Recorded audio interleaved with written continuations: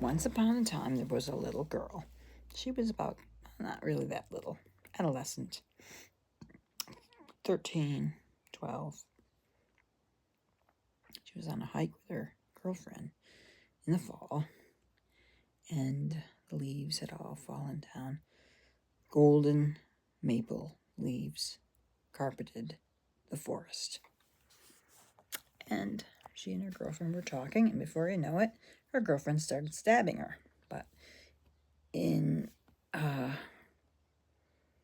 girl's mind, she didn't experience the stabbing. She just said, "Oh, friend, gal pal, I think I'll just take this other route home and go down the bluff to my cottage." Well, her girlfriend, who had stabbed her, cut out her heart and took it down to her mother and said, "See, I killed her. Here's her heart." "Oh, great, you got her. She's dead. Now let's go get her body, the rest of her body, because somebody might find it, and then we'd be accused of murdering her." So they went up, and what did they do when they got to the switchback? A deer had shapeshifted with the little girl. They said, "That's strange." And they saw the girlfriend who had been murdered, and they realized that they weren't able to kill her. But they took the heart, put it in the freezer, thawed it, cooked it, and served it as pot roast the following season. And the little girl who had been murdered remembered this pot roast. It was very, very tasty. So that began the saga of the little girl's relationship with deer. She had also, the previous season, gotten up at 5 a.m. in the forest, walked in the woods in the dark, hoping to see a deer on the deer trail, because she never got to see deer when she was walking in the woods, because she walked in the woods during the daytime, and she knew the deer came out dusk and dawn. So she went up at 5 a.m.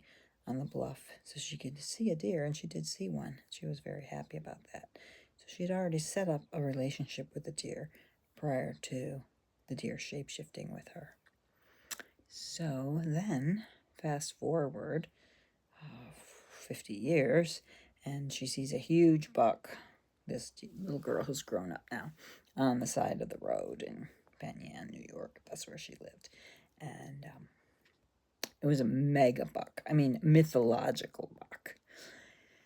So a few months pass, and she's dating this German. Germans have a mythology about deer and deer and buck deer and stuff like that. I have to research it.